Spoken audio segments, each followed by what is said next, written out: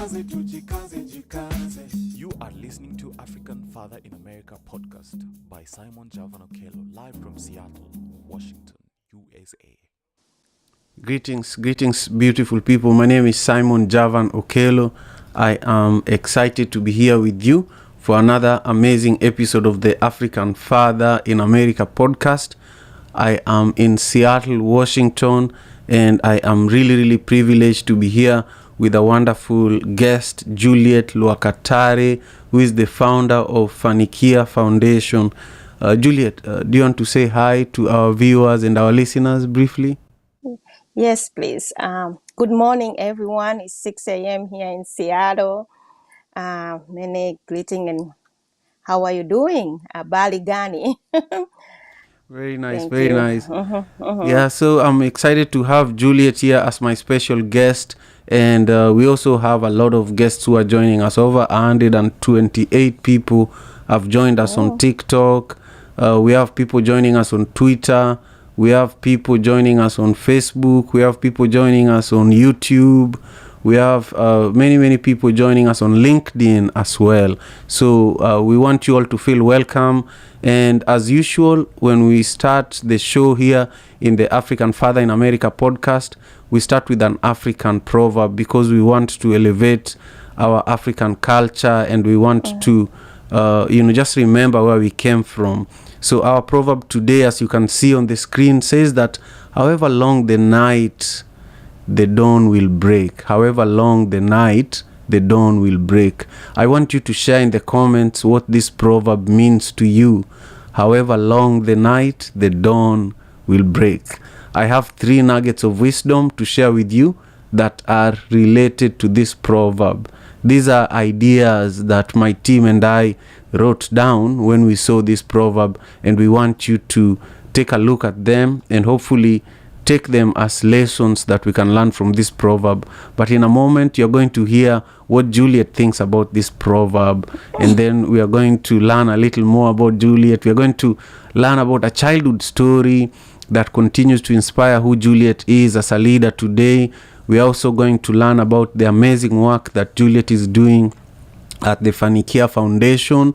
And then after that, you are all going to learn about this amazing initiative where recently, actually, the Health Commons project was selected by the Washington State Department of Health to distribute funds and provide technical assistance to community-based organizations, especially in the African diaspora community. So there's almost 12 million that is available for the African diaspora community here in Washington State.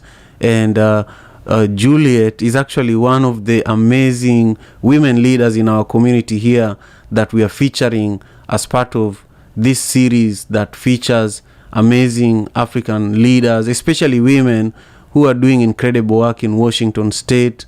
We were supposed to have Juliet here last month as part of Women's History Month, but life could not allow us to do it then.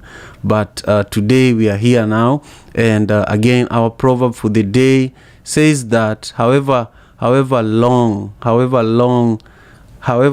the night, the dawn will break. However long the night, the dawn will break.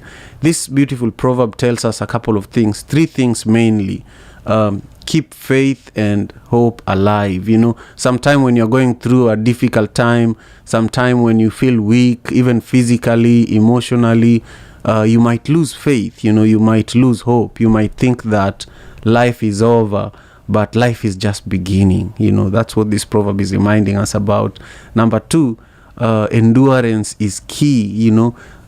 This is something that a lot of athletes, and I was actually thinking about this from a gardening perspective too. In Africa, a lot of gardening is done by hand, and a lot of the time you have a big garden that you must finish plowing before you plant the seeds and then watch it grow. And sometimes you just have to take a portion of your garden one day at a time, and you just have to endure the pain and the hard work that it requires for you to plow the whole garden by hand. Eventually, you look back and find that you finished the whole garden, and you'll actually be surprised how you did it. And then finally, the last nugget of wisdom here is that embrace change. A lot of the time when change is happening in our lives, when we get married while we were single, we get so scared because suddenly we feel that our freedom has been limited. We feel that we now have children. We can't do all the things that we used to do, and sometime in the process we freak out, and for no good reason we want to get out of our marriages, we want to get out of our jobs, we want to run away for no reason. But this proverb is telling us, just embrace it, just embrace. I always say that enjoy in the suffering, however difficult it is, just find a way to enjoy it and really experience that challenge so that you learn something from it. But now I want to come to you, Juliet. When you look at this proverb that says that however long the night, the dawn will break, what does it bring to your mind? Okay, thank you. So to me, it states about the ability or to adapt well in the face of hard times, a lot of maybe threat, disaster, stress. So I'll take example of us who came from Africa, coming to new country. Okay, most of us, we chose to come here to better our life, but we do face a lot of challenges. But being able to be here, maybe after 15 years, 10 years, overcome the culture, overcome the language barriers, overcome the system, I feel that that's a best proverb for us, that we've been able to endure, to embrace change, to free ourselves from stress, put things in a perspective that we know that this is it, and we have to live in it. Turn off on negative stuff. So yeah, so that I would relate to our life, ourselves as immigrants living in America.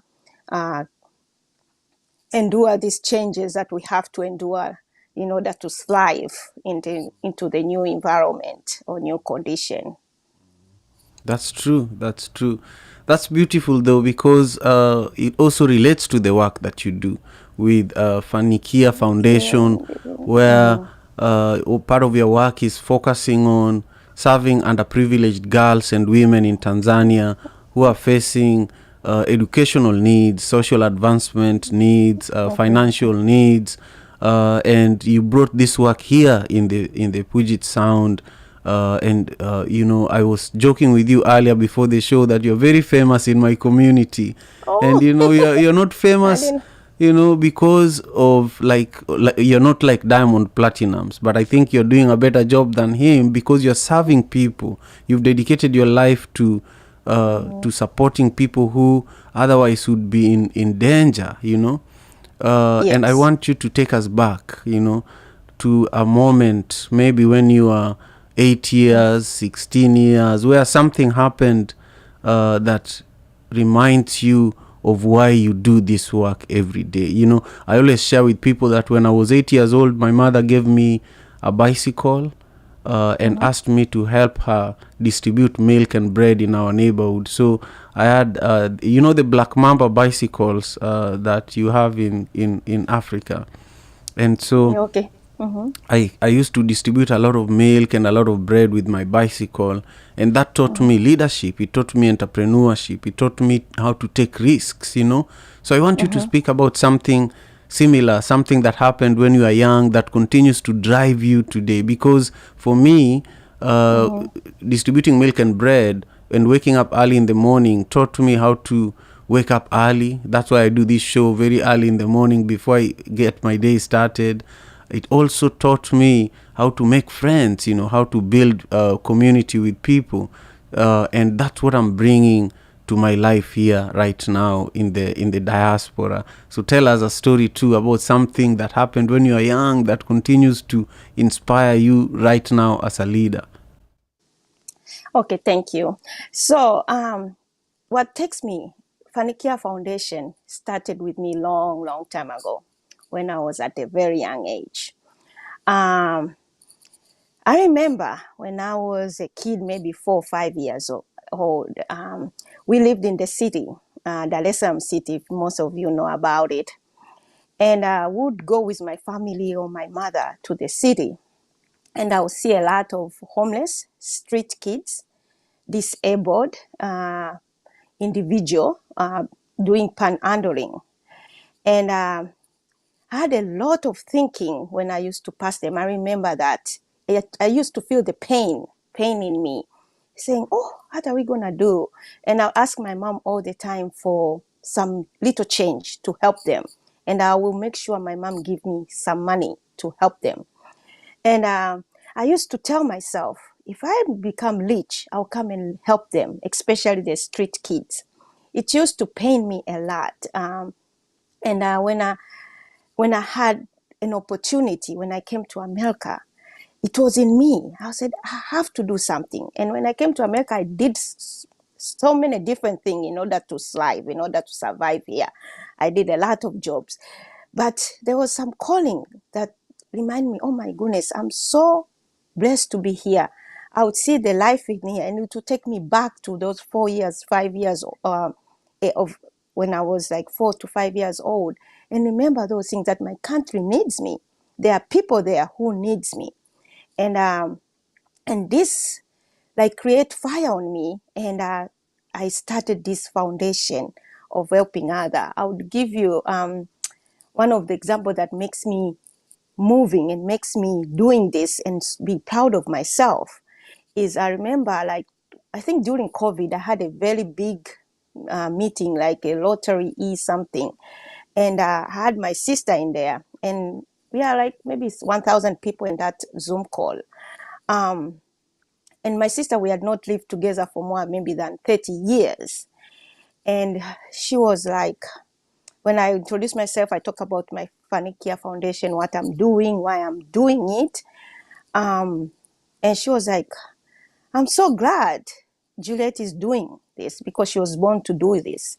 Because I remember when we were young, we used to pass on the street. She could not pass an homeless person without helping, without asking my mom, give me some change and give it to this street kid, or give them food. So this gave me power, encouragement, saying, oh my goodness, this is what I'm supposed to do.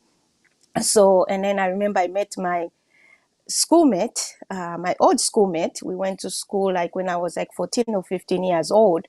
And she learned about what I'm doing now. That was last year. And she came to me and tell me, oh, I'm so glad, Juliet, you are doing what you are born to do. I was like, why are you saying that? And she started reminding me when I was in the classroom helping underprivileged students that I knew that, oh, this person needs help. And I would help those students, even though I was a student. So those are the moments that I remember that, okay, what I'm doing is a light thing now. It's a light thing that is in inborn. It's something that really resonates with me. It's something that I want to see everybody happy. I want to see everybody thriving. I want to see everybody live a peaceful life. This is me since I was, I believe, born. So that's what I would share with you. That's beautiful. I love that. I love that. To all our guests who are joining us live and direct on TikTok, thank you so much. Make sure you follow me over there on TikTok and you double tap the screen and share the link. If you are on LinkedIn and Facebook and Twitter, make sure you are sharing the link to this live stream, and also comment down below so that we know where in the world you are joining us for the show today, and also your perspectives. We want to involve you in the show today. So what are you thinking about today's proverb? However long the night, the dawn will break. And also tell us if something that Juliet is saying is inspiring you, and you'd like to. Actually, Juliet, how can somebody who wants to donate to your foundation, how can they do it? I want to make sure we give you a chance to tell us where your website is. So thank you for this opportunity. You can visit our website. It's www.fanikiafoundation.org. You can look the work we do there. And also there should be a donate button at the top, at the bottom of the homepage. and would appreciate for your kindness and support that you provide to our work. Thank you That's so much. beautiful, beautiful. So, when you think about, first of all, before I go to the next question, I just want to ask everyone who is watching us on YouTube. YouTube is where I am working very, very hard to grow the presence of the African Father in America podcast and to continue bringing you this kind of conversations, these proverbs, and to grow our community grounded on African culture. So, if you haven't subscribed, make sure you subscribe. If you haven't given this video a thumbs up over there, make sure you do that. It's really, really important. And also comment. We want to know your perspectives right there on YouTube. And if you go to the description section, there's a lot of opportunities that you should take advantage of. There are so many links that my team add to the video description on YouTube. You should totally take advantage of those. Now, my guest here is really, really incredible. Juliet Lwakatare is the founder of Fanikia Foundation that is dedicated to elevating women and girls in Tanzania and also here in the Pacific Northwest.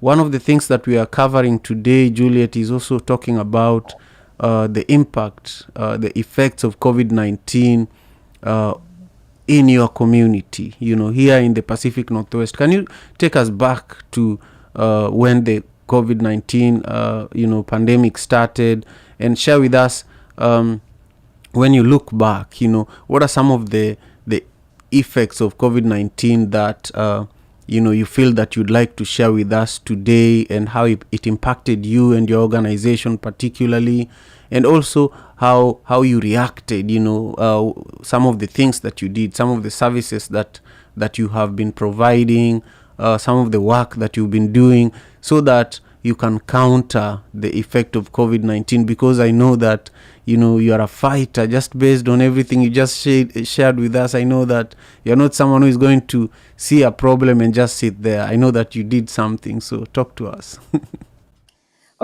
Thank you so much. Yeah, COVID-19, I would say it was real. It was something that unexpected it, but it's something that opened so many stuff that we didn't know.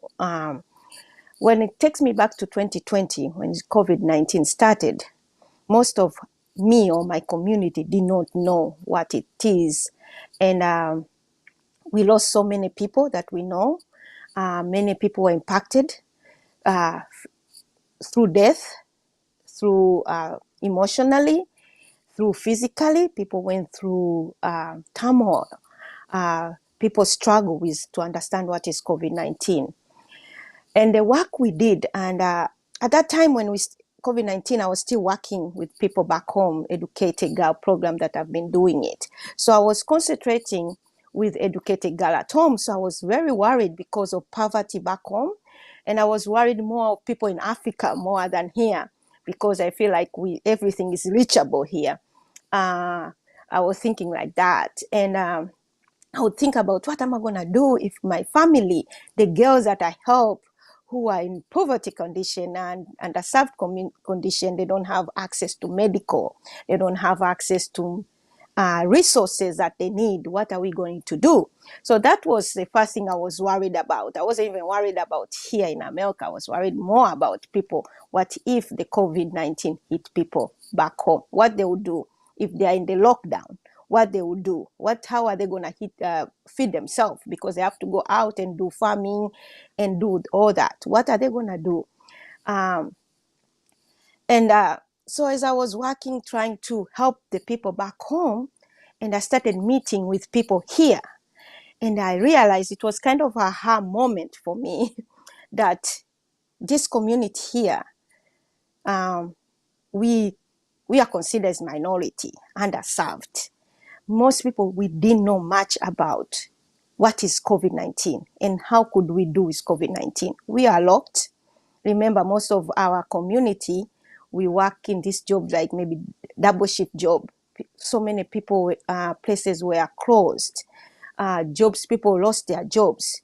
They didn't know what to do. We don't have big family here. So we needed community, us, to help is when I decided to step in and say, oh my goodness, I have my community here who don't understand what to do, who don't know how to get the resources and who to help. Because back home we have big family. Here is like when you are locked down, you are by yourself. Nobody's there to come and knock on your door and say, oh, Juliet, how are you doing?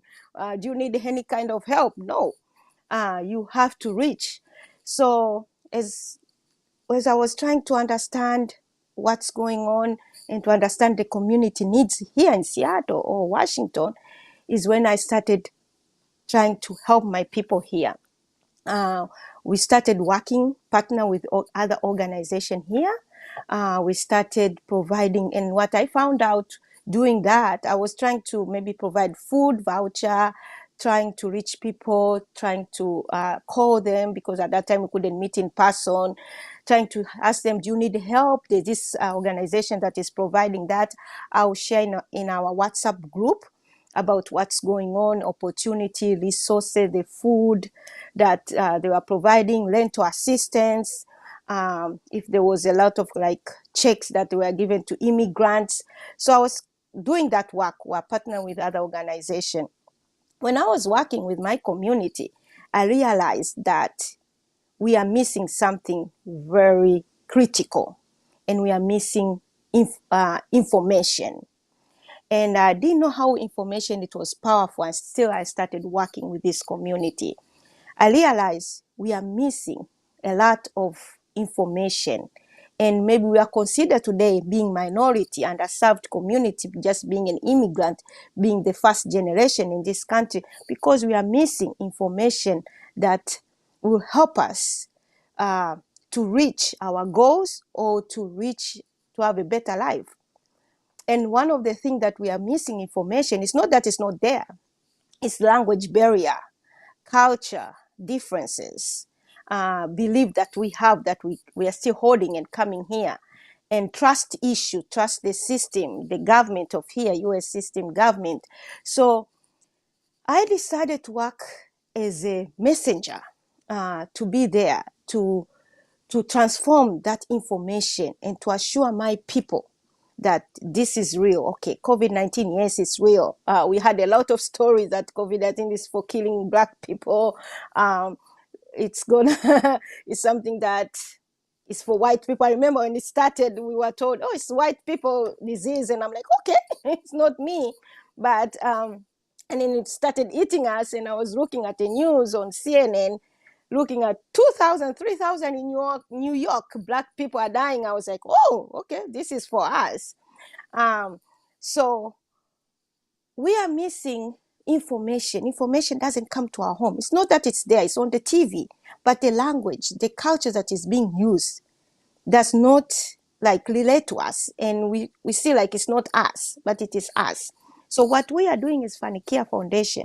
We are trying to make this information more culturally related, that when I come and tell you, like, this is information, you feel like, oh, it's me, it's part of me, it's not for some other culture or some other race, it's me.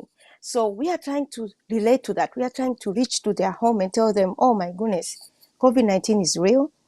There's vaccination that can help us to overcome this pandemic. And this vaccination is not to kill you, it's to make you live healthy life. So that's what we have been doing, working with the community, disseminating credible information from King County, Public Health, CDC, and I would see how powerful this information is. As just last week, during my work, I went and did a church visit in Swahili church. We do visit, like visiting the church, talking to our community. And when I was there, I went to there to talk about the importance of COVID-19 vaccination, booster shots. And when I was there, we were talking about that, and then we went into screening, for example, cancer, that kind of stuff. And at the end, we talked about preventive care, the importance of preventive care or annual care, routine exam. And as I was talking to them, these are the people who have jobs, who have insurance, and So when I was talking to them about, oh, we need to do preventive care, what you need to go when you see the doctor, what you need to ask. And I was like, oh, okay. Everybody was, oh, I said, do you have insurance? Like most of them, 90%, they said they have health insurance because they have a good job, but they don't go to see the doctor. They don't see the importance of that. Well, African, we're in the survival mode. We believe like we are surviving every day. But when it hit us, those kind of healthy issues, when we are realizing, oh my goodness, why I did not do this. And during that time, they were like, oh, what is preventive care? And I'm like, okay, preventive care is this and this and this. And I'm like, oh, thank you for telling us. I'm like, have you not heard about this preventive care before? I said, yeah, we have heard from people, but you telling us, coming here and talk to us, it does bring a big change. It does impact us in a different way. It doesn't like saying, okay, this is my fellow African talking to me, saying that you need to do preventive care. This is not for other races, it's for us too. And we need to claim for that. So that's what I would say, that COVID-19 made me to understand that we need each other. We need each other as African. And if we don't hold each other, we won't live the life we are supposed to live here in America. This is a land of opportunity. There's a lot of resources, a lot of services that is made for all of us. And if we don't reach to that part, we'll find ourselves working 2 jobs. Every time we are stressed out. And remember, we are here. We are not helping our family that we have here only. We are helping people at home. So we have double job we are doing. So make life better, easier. That's my main thing. That's what I realized when I came here. I'm like, why do we like to come to America? And I realized, oh my goodness, the people here, they simplify life as much as they can. And us, when we come here, we have to make sure that we simplify our life as much as we can. That's what I would share so far. I love listening to you, Juliet. You're a wonderful storyteller, and the work that you do is incredible. To all our guests who are just joining us, my name is Simon Javan Okelo. I am the host of the African Father in America podcast, and I have a beautiful, wonderful guest, Juliet Luakatari, the founder of Fanikia Foundation, who is doing amazing work here in the Pacific Northwest, and also back in Tanzania, where she's ensuring that underprivileged girls and women have access to education, financial support, and social advancement opportunities. And you've been hearing her talking about how COVID-19 impacted her community here in the US and also back home, and also some of the things that she did. The reason why we are having this conversation today is because this episode of the African Father in America podcast has been made possible by Health Commons Project, which is a non-profit organization here in Washington State that was recently selected by Washington State's Department of Health to distribute funds to provide technical assistance, especially to organizations like Fanikia Foundation and other organizations in the African diaspora community. This is about 12 million, and this money is going to be used to help organizations continue doing the kind of work that Juliet is doing. So on April 15th, we are going to be at Rumba Notes Lounge in Rainier Avenue, where we are going to meet some of the representatives of the Department of Health and learn more. We will also meet more community members like Juliet. We are going to have what we call community listening session, as part of this project that is called it's called the community outreach. Let me make sure I'm giving this the right name. It's a community outreach program. Hold on for a second. It's basically it's a program that allows community organizations like Juliet's, like Fanikia Foundation to use this funding to counter COVID misinformation. For example, this money is going to be invested back in the African community to tackle miscommunication related to COVID-19, to improve vaccination rates for COVID-19, and or to provide immunization in our communities, where my understanding is that currently there is very minimal vaccinations taking place. There is a lot of misinformation, like Juliet was describing to us earlier. And so this funding is to help with the efforts to ensure that our people are well taken care of.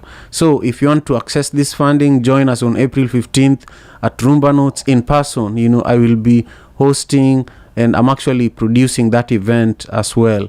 But also another event that I am producing is the Madaraka Festival that is happening very, very soon.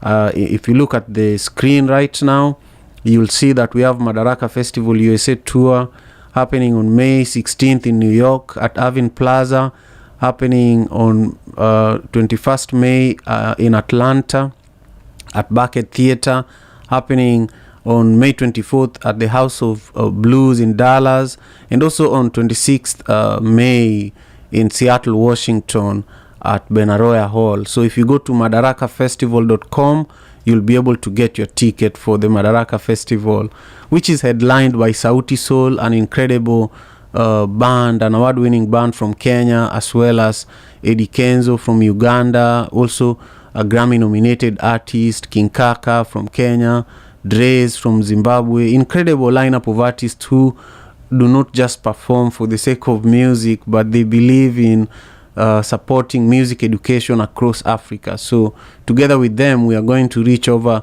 3.5 million people in the communities that we serve. We are going to improve music programs in Kenya at One Vibe Africa, in Tanzania at Simba Hills, in Uganda at Love to Love. These are existing organizations that are doing great work, and we are just teaming up with all these artists to provide more resources, to provide more support, and to build a network for more African artists to tour the US. So I want to come back to why Juliet and I are having this beautiful conversation. So Juliet, you've heard that we have this funding available, and one of the things that I want you to share with us is, if this money is provided to you, what are some of the things that you could do with it? Let's imagine that you've applied for this funding that is available through Health Commons project, and you get it. What would you do with it? And also, I just want you to look at the camera and also talk to other community leaders who need to know about this. Why is this important? And what has the partnership with Health Commons project done for you and your organization in the past? Speak to that as we get to the end of our time together today. Yeah, thank you so much. So if I'm to get these funds, I'll continue doing the work I've been doing, helping, serving my community, being able to reach to my community with this credible information about the importance of their health, about COVID-19 vaccination, about how they can save their family, their community, about reaching to their families and talk to people who have not taken the COVID-19 vaccination and tell them, okay, please take this. This is what will happen if you don't take it. Because COVID-19, we might say that it has ended.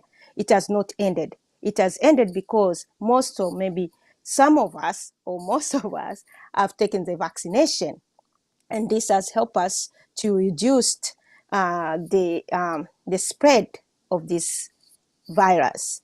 So what I will do with this COVID-19 vaccine, this fund from the healthcare, I'll reach out to the community, as I said, with credible information, resources, help them to navigate. There's a lot of information services that, for example, Department of Social and Health Care, that is helping people. So I'll try to help them to see how they're going to be able to reach to that, help them navigate, go to their website, assist them, providing interpretation services, translation, So, because most of my community, sorry about this, most of my community, Swahili is a primary language. So, transforming that information into Swahili language and make sure that whatever maybe information I use is culturally related to them, so they can have we can have a great response. That would be my one of my number one work, and reaching to the people,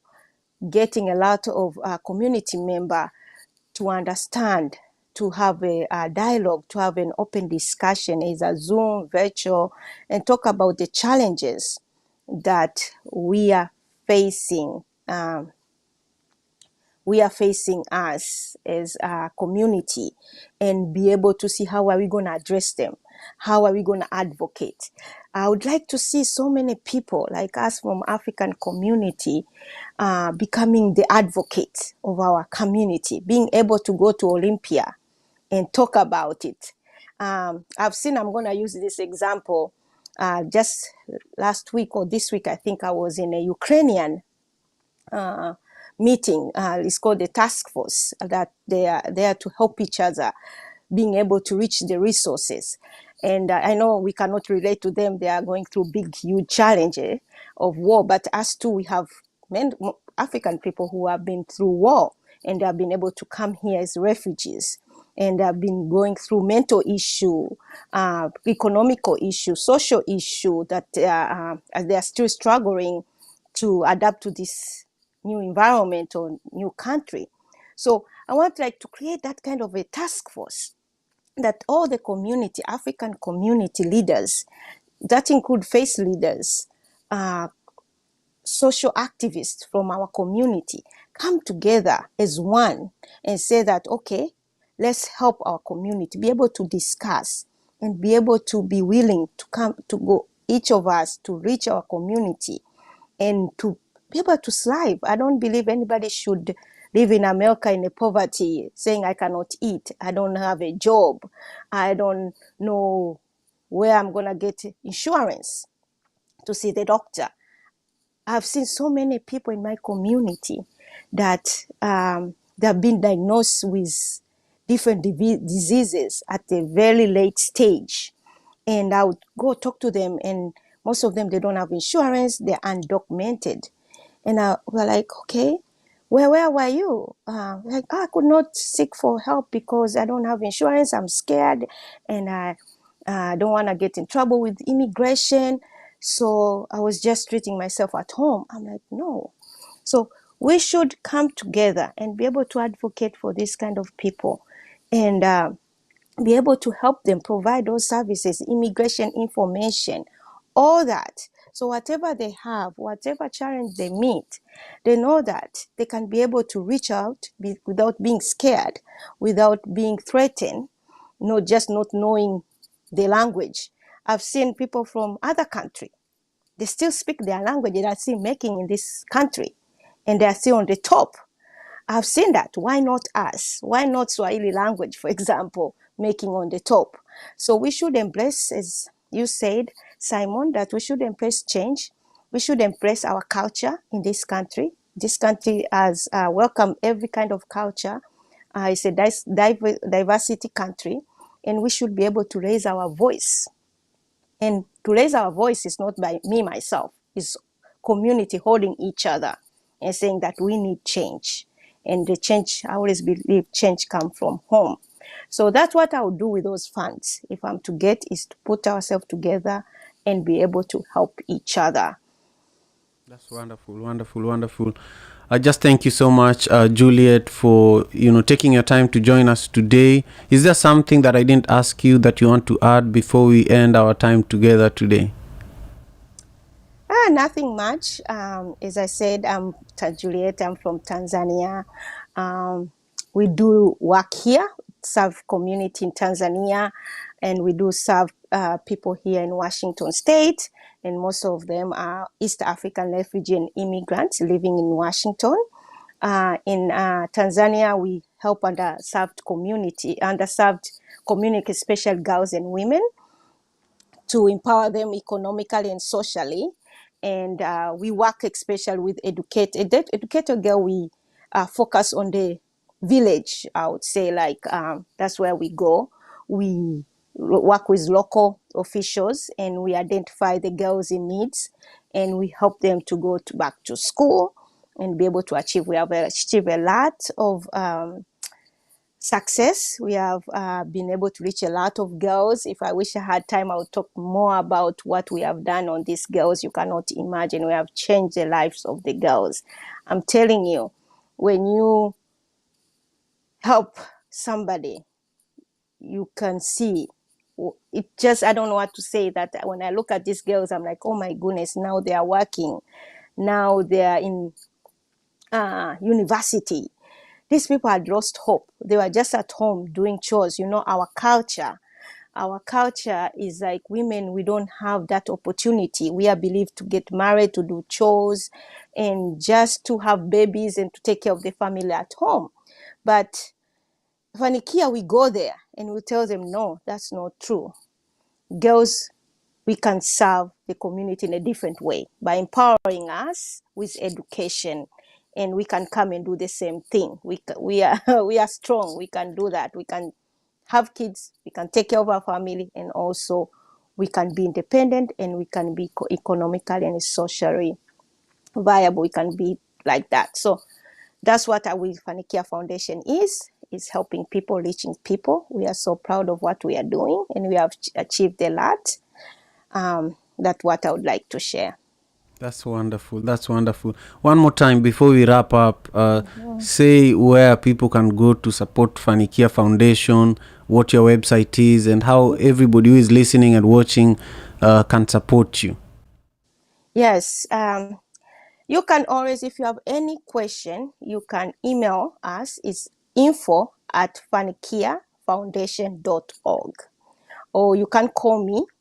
I like calls. I like to talk to people. I like new ideas. I like to converse and hear people's stories.